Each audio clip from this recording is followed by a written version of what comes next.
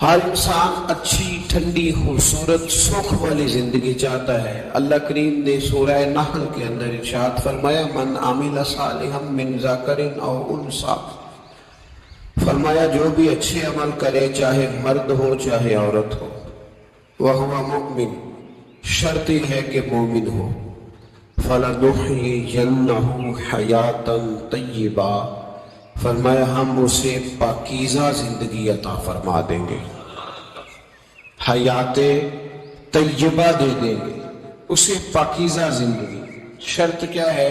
من عامل صالحا، نیک عمل کرے۔ کون سے عمل کرے؟ اٹھنا بیٹھنا کھانا پینا چلنا سونا جاگنا محتاط ہو اس کا، وہ نیکی کرے۔ قرآن پاک کے لفظوں کے حسن پر غور فرمائیے گا، فرمایا فَلَنُحْيِيَنَّهُ حَيَاةً طَيِّبَةً، ہم ضرور اسے پاکیزہ زندگی عطا فرما دیں، صاف ستھری زندگی، معیاری زندگی، خوبصورت شب و روز، آئیڈیل زندگی جس کو لوگ کہیں گے وہ والی زندگی اسے دیں۔ اور دوسرے مقام پر سورہ طٰہٰ کی آیت نمبر 124 میں فرمایا وَمَنْ أَعْرَضَ عَنْ ذِكْرِي، جو ہمارے ذکر سے منہ پھیرے گا، جو ہمارا کھا کے چہرہ کسی اور طرف کرے گا، جو چلے گا ہماری زمین پر لیکن توجہ کسی اور طرف ہوگی، آسمان کی چھت ہماری بنائی ہوئی لیکن اس کے خیالات کہیں اور ہوں گے، فَإِنَّ لَهُ مَعِيشَةً ضَنْكَ، فرمایا ہم اسے تنگ زندگانی عطا کر دیں گے، اس کی زندگی تنگ ہو جائے گی، اس کی معیشت تنگ ہو جائے گی۔ گناہ زندگی کو تنگ کر دیتے ہیں، نیکی زندگی میں آسانی پیدا کرتی ہے۔ آپ کو اگر زندگی میں سکون چاہیے ہو تو آپ کسی غریب کی خدمت کر کے دیکھیں، اللہ کتنا سکون عطا کرتا ہے۔ آپ بڑے پاورفل بھی ہیں، بڑے طاقتور بھی ہیں اور بڑے باوقار بھی ہیں، لیکن کسی کو گالی دے کے آپ کا دل کبھی ٹھنڈا نہیں ہوگا، تکلیف ہوگی، اس کے اندر آزمائش ہوگی۔ ڈاکٹر ریسرچ کرتے ہیں، ڈاکٹر وہ کہتے ہیں گناہ کرنے سے آدمی جسمانی طور پر کمزور ہوتا ہے، لیکن وہی عمل اگر وہ بطور نیکی کرتا ہے تو اللہ اس میں اسے قوت عطا فرماتا ہے، اسی عمل میں اللہ اسے قوت عطا کر دیتا ہے۔ میں صرف اشارہ دے رہا ہوں، اس بات کی تفصیل میں نہیں جانا چاہتا۔ میرے عزیز یہ یاد رکھیں کہ نیکی آپ کو سکون دے گی، نیکی آپ کو ٹھنڈا کرے۔ اللہ تبارک و تعالیٰ نے قوموں پہ عذاب نازل کیا اور قرآن مجید فرقان حمید نے ان قوموں کے تذکرے بیان فرمائے۔ بھائی کس لیے بیان کیے؟ کہ ہم عبرت حاصل کریں، ہم یہ غور کر لیں کہ یہ کام ہم نے نہیں کرنا، اس کام سے ہم نے بچنا ہے، ہم نے غور کرنا ہے کہ یہ چیز ہمارے اندر۔ لوگ کہتے ہیں نہیں جی نہیں، ہم پہ یہ عذاب نہیں آئے گا، بالکل نہیں آئے گا، اس میں شک نہیں۔ پر اللہ نے بیان کس لیے کیا تھا؟ بیان کیا قرآن مجید معاذ اللہ کسی ایسی چیز کا بیان کرتا ہے جس کی ضرورت نہ ہو؟ قرآن پاک نے ایک ایک حرف ایسا بیان کیا جس کی مسلمان کو ضرورت تھی۔ قوم نوح کا ذکر فرمایا قرآن پاک نے، حضرت نوح علیہ السلام کی قوم کو حضرت نوح علیہ السلام نے 1500 سال سمجھایا ہے۔ 15، کچھ لوگوں نے 950 سال لکھا ہے نا، اعلیٰ حضرت نے لکھا 1500 سال عمر ہوئی حضرت نوح علیہ السلام۔ اللہ تعالیٰ بندے کو جلدی سزا نہیں دیتا، بلکہ قرآن مجید میں ایک جگہ رب کریم اس طرح بھی فرماتا ہے کہ جب بندے مجھے بھول جاتے ہیں تو میں ان کے لیے نعمتوں کے دروازے کھول دیتا ہوں۔ بندہ سمجھتا ہے کہ میں کچھ تو ہے نا کہ میرے اندر کہ میں جدھر جاتا ہوں خیر خیر ہو جاتی ہے، وہ سمجھتا ہے کہ میری عقل ہے، حالانکہ اللہ اسے ڈھیل دیتا ہے، اللہ اسے ڈھیل دیتا ہے۔ گناہوں کی سزا کے 3 طریقے ہیں۔ ایک ہے متنبع کرنا، تنبیہ کرتا ہے اللہ، بندہ متنبع ہو جاتا ہے، یہ اللہ کا بہت بڑا احسان ہوتا ہے۔ ایک ہوتا ہے مہلت دینا، اور ایک تیسرا ہوتا ہے اللہ خفیہ تدبیر کرتا ہے۔ تھوڑا سا سمجھیے گا، انسان پر کوئی آزمائش آئی، فوراً اس کی چھٹی اس نے کہا کہ وہ فلاں جگہ غلطی کی تھی تب ایسا ہوا۔ ہوتا ہے نا کئی دفعہ آواز آتی ہے نا اندر سے، چلے بول دے کچھ نہیں ہوتا آپ کو، اللہ جانتا ہے یہاں کوئی کچھ نہیں کہے گا آپ کو، اور ہماری تو ویڈیو بھی نہیں گھومتی، یعنی خبر بھی نہیں ہوتی کس نے ہاں کر دی کس نے نہ کر دی۔ آپ بغیر ٹینشن کے بات چیت کریں، آج کچھ نہیں ہوتا انشاءاللہ تعالی۔ آتی ہے اندر سے آواز، میں آپ سے اس لیے ان چیزوں کی تصدیق کراتا ہوں کہ باقیوں کو بھی آتی ہے کہ نہیں، اس لیے تصدیق۔ کبھی کوئی کسی جگہ انسان پریشان ہوتا ہے تو محسوس کرتا ہے کہ وہاں مجھ سے ہوتا ہے نا جی، جس کو یہ نصیب ہو جائے بڑا خوش نصیب آدمی ہے۔ حضرت مولا علی فرماتے ہیں اگر تجھے دنیا میں سزا مل گئی تو بچ گیا ہے، سمجھ پھر اللہ کرم کرے گا، آخرت میں سزا نہیں دے گا۔ اور یہ یاد رکھ لے، وما اصابکم من مصیبت فبما کسبت ایدیکم ویعفو عن کثیر۔ اللہ فرماتا ہے دنیا میں تجھے جو بھی تکلیف پہنچتی ہے وہ تیرے ہاتھوں کے کرتوتوں کی وجہ سے پہنچتی ہے۔ ویعفو عن کثیر، فرمایا کثیر گناہ تو میں ویسے ہی معاف کر دیتا ہوں۔ یہ جو تیری زندگی میں دکھ ہے نا، یہ بھی میری قلیل سزائیں ہیں۔ یہ کثیر پر سزا، یہ قلیل ہے، قلیل یہ جو تمہاری زندگی میں تکلیف ہے۔ انسان کو سزا ملتی۔ حضرت فضیل بن عیاض رحمۃ اللہ تعالی علیہ گھوڑے پہ بیٹھے تھے، گھوڑا شرارت کرنے لگ گیا، اچھلنے لگ گیا، کودنے لگ گیا، تو حضرت فضیل بن عیاض نیچے اترے، ایک کونے میں جا کے نماز کی نیت باندھ لی، 2 رکعت نماز پڑھی، پھر دیر تک استغفار پڑھتے رہے، روتے رہے، دعا کرتے رہے، واپس آئے۔ خادم عرض کرنے لگے حضور سمجھ نہیں آئی، گھوڑے نے تھوڑی سی شرارت کی، وہ بدکا ہے، آپ نے اس کو چھوڑا ہے اور چھوڑ کر کے آپ نماز میں لگ گئے۔ تو حضرت فضیل بن عیاض فرمانے لگے جب بندہ اللہ کی نافرمانی کرتا ہے نا تو جو چیزیں اس کی فرما بردار ہوتی ہیں وہ اس کی نافرمانی کرنے لگ جاتی ہیں۔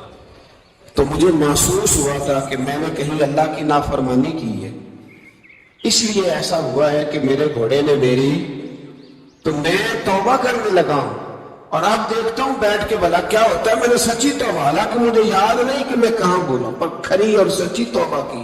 دوبارہ گھوڑے پہ بیٹھے تو گھوڑا بالکل صحیح ہو کے ساتھ چلنے لگ گیا۔ میرے بھائی، جب یہ تنبیہ ہے اللہ کی طرف سے، یہ متنبہ کیا جاتا ہے کہ تو بعد آ جا۔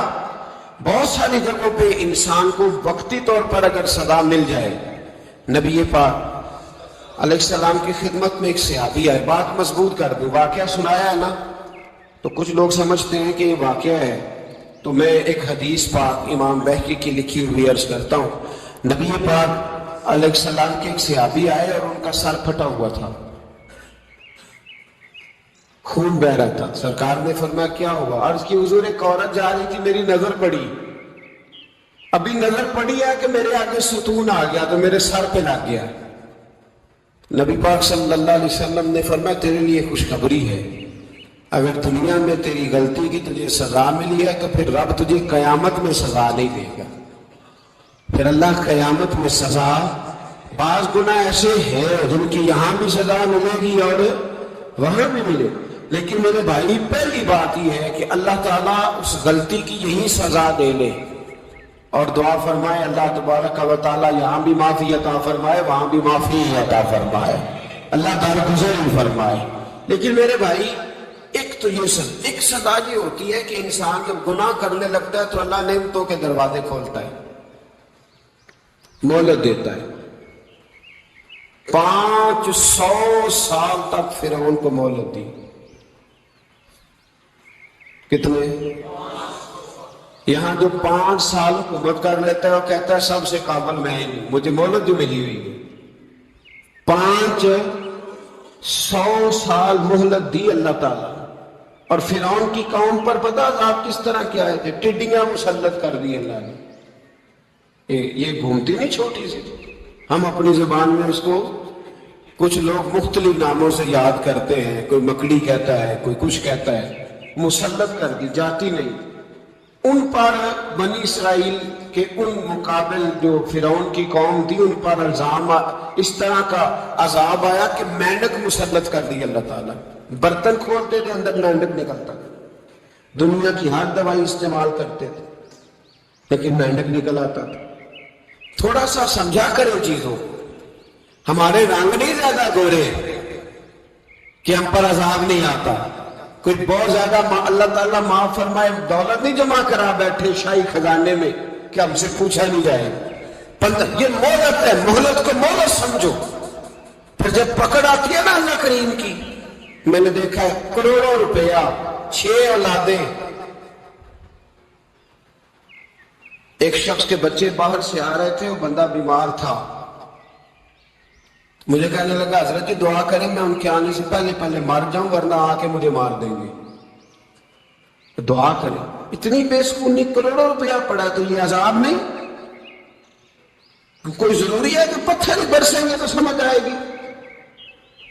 یہ جو سگا بیٹا بوڑھے باپ کے قریب سے گزر جاتا ہے سلام نہیں لیتا تو اس کو عذاب نہیں سمجھتے؟ یہ جو امت کی بیٹیاں, امت کی بچیاں, ہماری بچیاں ایک سال کے اندر 75,000 ہزار بچی ایک ڈویژن سے بھاگ کے شادی کر رہی ہے اور ایک صوبے سے. تو اس کو آپ اللہ کا عذاب نہیں سمجھتے؟ یہ معمولی بات ہے. نہیں ہمارے رنگ ہو رہے ہیں, ہم بڑے سماج ہیں. 1500 سال مہلت دی نوح علیہ السلام کی قوم کو. کتنے سال؟ بول کے بتائیے, بول کے دوبارہ بولیے. 1500 سال. کوئی آدمی اپنی سمارٹنس پہ خوش نہ ہو جائے کہ 20 سال ہو گئے میں تو نافرمانی بھی کھا رہا ہوں, روٹی بھی پک رہی ہے, میں تو حرام بھی کھا رہا ہوں, پھر بھی سب ٹھیک ہے. 1500 سال مہلت دی. پھر حضرت نوح کہنے لگے اللہ میں نے تو بڑا سمجھایا نہیں باز آتا. تو رب کریم نے فرمایا کشتی بناؤ. اللہ کے پیغمبر کشتی بنانے لگے تو قوم مذاق اڑانے لگ گئی. آپ کیا کرنے لگے ہو؟ آپ کشتی بنانے لگے ہو, خیر تو ہے, قوم مذاق اڑا رہی ہے. حضرت نوح علیہ السلام کا آپ نے کشتی بنائی, پانی کہاں سے نکلا, نہ بارشیں ہوئی نہ سیلاب آئے. ایک تندور تھا اس کے اندر سے پانی نکلنا شروع ہو گئے. کبھی تندور سے بھی پانی نکلا ہے اور جب نکالنے والا چاہتا ہے تو وہاں سے بھی ایک تندور سے پانی نکلا. اتنا نکلا اتنا نکلا اتنا نکلا کہ قوم ساری ڈوب گئی. قرآن مجید کے صفحات شہادت دیں گے کہ حضرت نوح کی قوم کا بچہ بہ گیا. بچے صرف وہ تھے جو حضرت نوح کے ساتھ ہو گئے, تباہ ہو گئی. اللہ بے نیاز ہے, بے نیاز. 1500 سال مہلت ملے اور تو پھر بھی کہے رب بڑا کریم ہے معاف کر دے گا. 1500 سال تجھے گنجائش دے اور تو کہے کوئی نہیں بات معافی ملنی چاہیے ابھی بھی. میرے بھائی حضرت صالح علیہ السلام کی قوم, حضرت صالح نے تبلیغ شروع کی تو کہنے لگے پہلے معجزہ دکھاؤ. جی آج تو نہ لوگ معجزے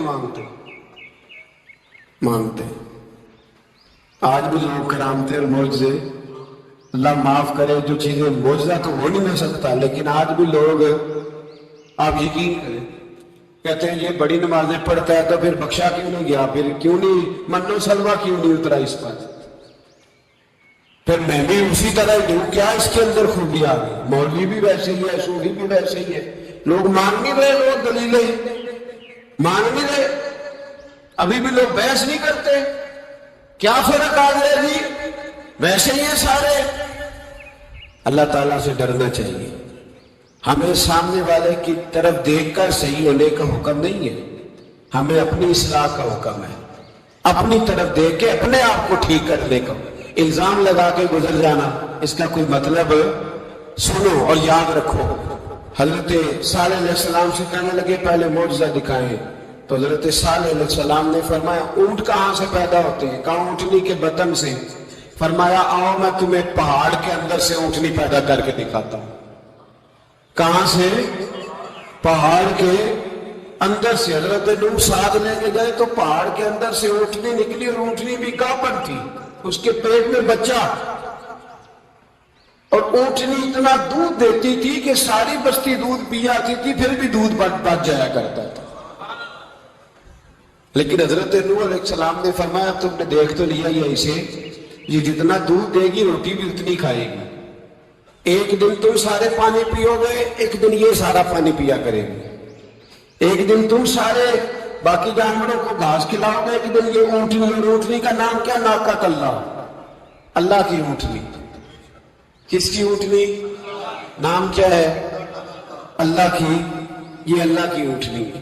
تو حضرت نوح علیہ السلام کی اونٹنی فرمایا اس کی بے ادبی نہ کرنا، باز نہیں آئے، لوگ باز نہیں آئے، کہنے لگے جی دودھ دینا تو ٹھیک ہے پر یہ جو سارا پانی پی جاتی ہے نا یہ صحیح نہیں، یہ جو ساری گھاس کھا جاتی ہے یہ نہیں ٹھیک، دودھ دینا تو ٹھیک ہے پر یہ نہیں صحیح۔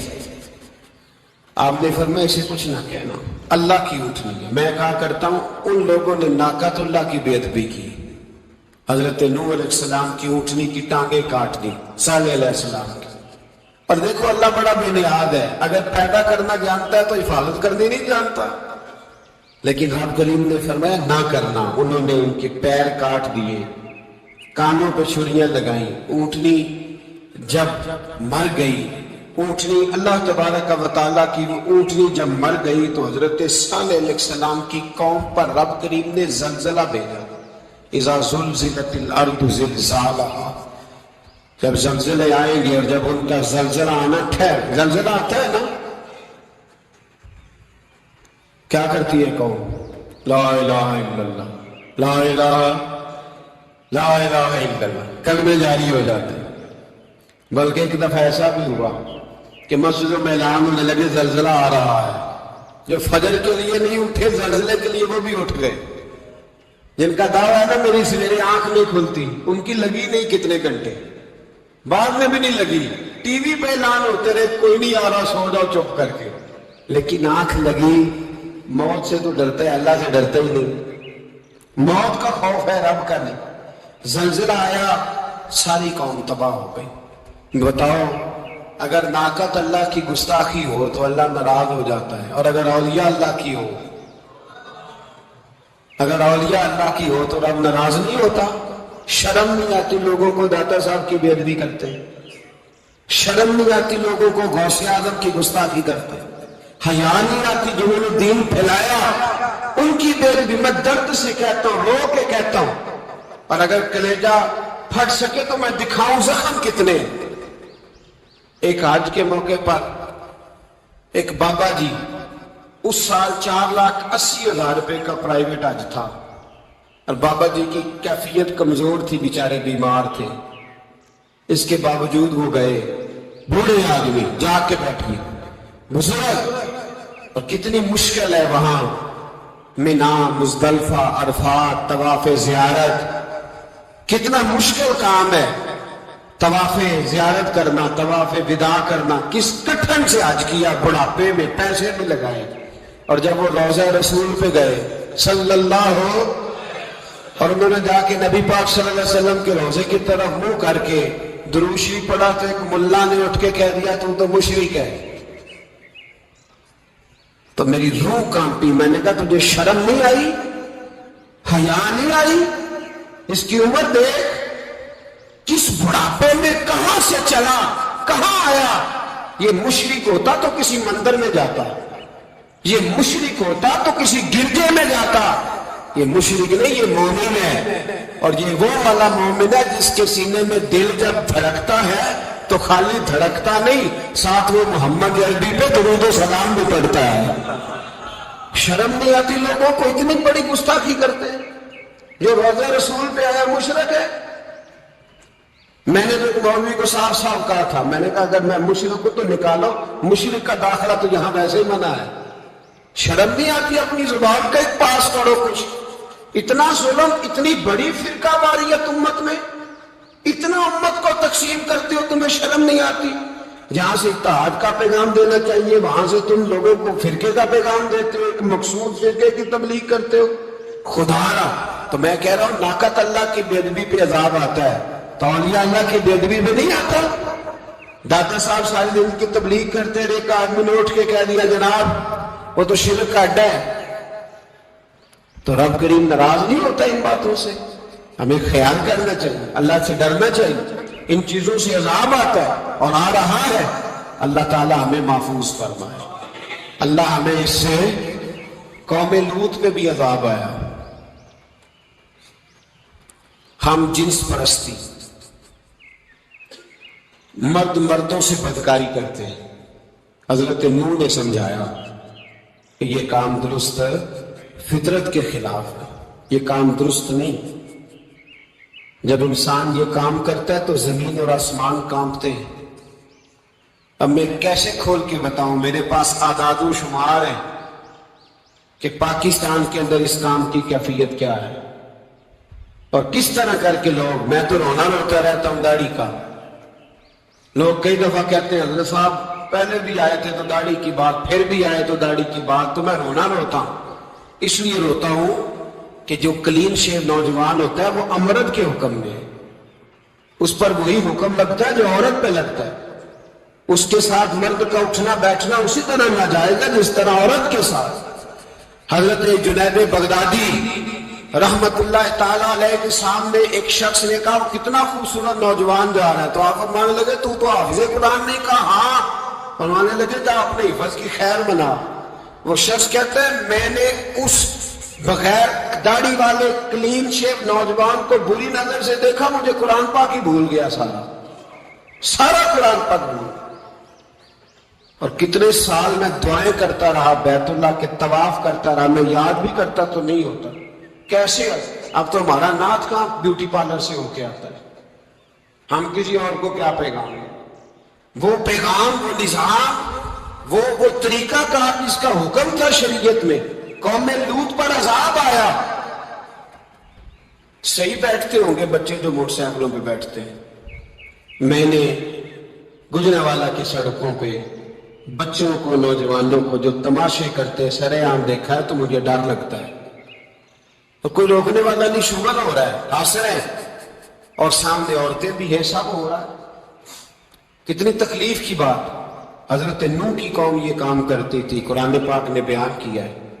حضرت نوح نے سمجھایا، فرمایا رب کریم نے تمہیں اپنی خواہش پوری کرنے کے لیے جائز طریقہ عطا فرمایا، عورتوں سے نکاح کرو، اور اس نکاح کی برکت سے جو اللہ تمہیں اولاد دے گا اس کو اللہ تبارک و تعالیٰ تمہارے لیے باعث بخشش بھی فرمائے گا۔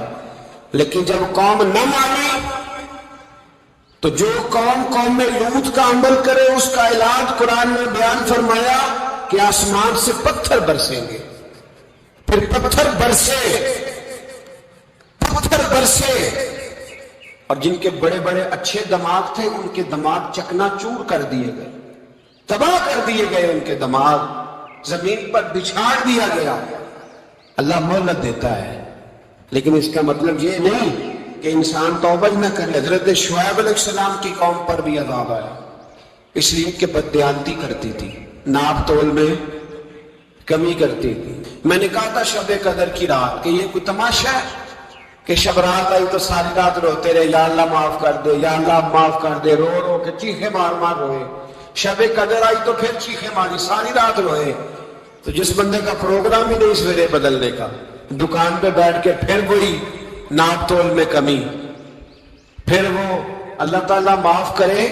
میں ایک مضمون پڑھ رہا تھا تو وہ فوڈ کے اسپیشل ڈاکٹر نے لکھا تھا مہربانی کرو ملاوٹ ہی اچھی چیز کی کر لو، مرچ میں کیری تو نہ ملاؤ اینٹوں کی، وہ تو بیمار کرتی ہے، وہ تو خون کی آنتوں کو روک دیتی ہے۔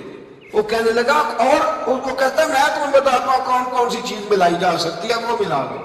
خدا را اس قوم پہ رحم کرو، مہربانی۔ ایک دوست ہے ہمارے، میں وزیر آباد میں ان کے گھر بیٹھا تھا تو ایک میڈیکل، میرا کسی شخص پہ اعتراض کرنے کا میں مجموعی بات کرتا ہوں۔ میں ایسے ڈاکٹروں کو جانتا ہوں جو اللہ تعالیٰ فضل کرے سچ مچ کے نیک ہیں، اچھے لوگ۔ تو بچے کا میڈیکل سٹور ہے، تو والد بیمار ہو گیا، تو کہتا ہے ابا جی ڈاکٹر صاحب نے کہا آپ کو ڈریپ لگنی ہے. تو سگے باپ کو ڈریپ لگانے لگا تو باپ کیا کہتا ہے پتر تیری مہربانی مینوں کوئی اصلی لائی آڈر لائن جڑے لوگوں کو لانا ہے. اب وہ پیار سے سنا رہا ہے بات. میں نے اسے کہا کہ یہ تو ڈوب مرنے کا مقام ہے نا, ڈوب مرنے کا مقام, کہ جس ملک کے اندر دوائی بھی صحیح نہ بکے, اصلی نہ ملے دوائی بھی, اور پھر وہ قوم کہے کہ ہم نے تو پورے روزے رکھے, ہم نے تو بڑا صدقہ اور خیرات کیا, دوائی بھی اصل نہ ملے. جناب شعیب علیہ السلام کی قوم ناپ تول میں کمی کرتی تھی, تو اللہ تبارک و تعالیٰ نے ان پر پتہ عذاب کس طرح کا بھیجا, شدید گرمی ہوئی. اللہ ہمیں محفوظ فرمائے, سارے آمین کہہ دیا. دیکھیں کتنا اچھا موسم کر دیا رب کریم. اللہ ہمیں محفوظ فرمائے, اللہ رحمت فرمائے. شدید گرمی کی لہر آئی, باہر اتنی گرمی ہوئی کہ لوگ اپنے گھروں میں گھس گئے. جس طرح سورج کی شعاعیں گھروں کے اندر داخل ہو جاتی, اس طرح گرمی کی لہر اندر داخل ہوئی. اور جس طرح کسی کو آگ لگ جائے تو وہ آدمی اچھلتا کودتا ہے نا, اس طرح یہ لوگ اچھلنے لگے اور اچھل کود کے مر گئے. جرم کیا تھا؟ ناپ تول میں کمی کرتے. حضرت داؤد کی قوم بھی تباہ ہوئی. جرم کیا تھا؟ ہفتے والے دن مچھلیاں نہیں پکڑنی تو یہ پکڑتے تھے. حکم ہے نا مسلمان کو نماز کے ٹائم کوئی اور کام نہیں کرنا, نماز پڑھنی ہے. تو میرا خیال ہے مسلمان تو فٹافٹ آ جاتے ہیں, سارے پہنچ جاتے ہیں نا مسجدوں میں. ہلکا ہلکا بول رہے ہیں, کیوں نہیں پہنچتے؟